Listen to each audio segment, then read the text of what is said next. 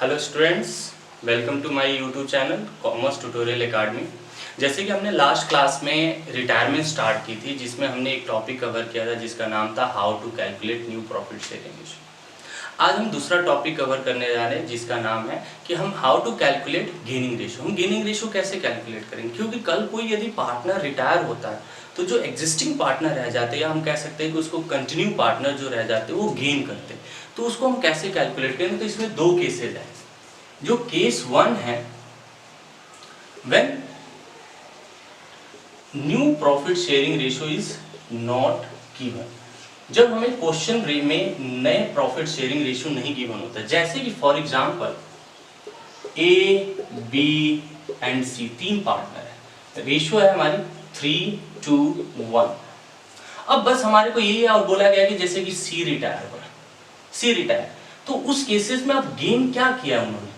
तो इस केसेस में यदि मैं बात करूं कि जब कोई पार्टनर का न्यू रेशियो ना दिया और सिंपल ए बी सी तीन पार्टनर थे, सी रिटायर हो गया, तो उस केसेस में जो गेनिंग रेशियो होती है, जो उनकी एग्जिस्टिंग रेशियो है ना, वही गेनिंग रेशियो होती है। यानी कि इसमें जो गेनिंग रेशियो है वो 3:2 ही रहती है। क्यों?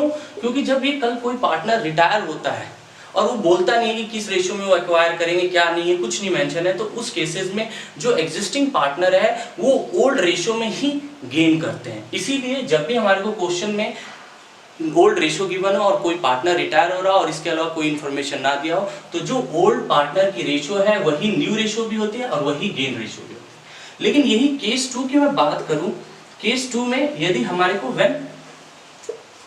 When NPS new profit sharing ratio is given, यदि कई बार होता है कि क्वेश्चन में हमारे को जैसे कि ए, बी एंड सी तीन पार्टनर थे, 3:1, ये ओल्ड रेशियो गिवन था।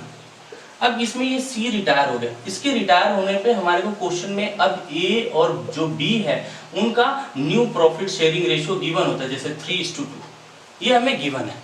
तो जब हमारे को ये ध्यान रखना कि जब हमें ओल्ड और न्यू दोनों दे रखा, तो गेनिंग रेशियो निकालने का जो फॉर्मूला होता है, गेन इक्वल्स टू क्या होता है, न्यू माइनस ओल्ड। यही था लास्ट में जब हमने एडमिशन चैप्टर किया था, तो उसमें जब हमें कोई पार्टनर एडमिट होता तो पुराने पार्टनर क्या करते थे, सेक्रीफाइस करते थे, इसीलिए वहां हम निकालते थे ओल्ड माइनस न्यू करके। लेकिन अब यहाँ हम जो निकालेंगे वहां निकालेंगे न्यू माइनस ओल्ड करके, यानी कि जो न्यू है, अब ए का गेन निकालोगे तो ए इज गेन क्या होगा, न्यू कितना है उसका 3/5 और ओल्ड कितना है 3/6।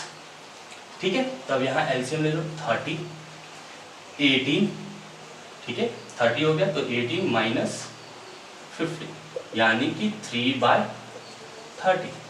ऐसे ही बी का मैं कहूं कि गेन कितना किया, तो बी इज गेन 2/5 था और उनका न्यू रेशियो कितना था 2/6 ओल्ड रेशियो। तो ये हो जाएगा हमारे पास 30 और 12 माइनस 10 इक्वल्स टू 2/30, यानी कि हमारी जो गेनिंग रेशियो है वो 3:2 है।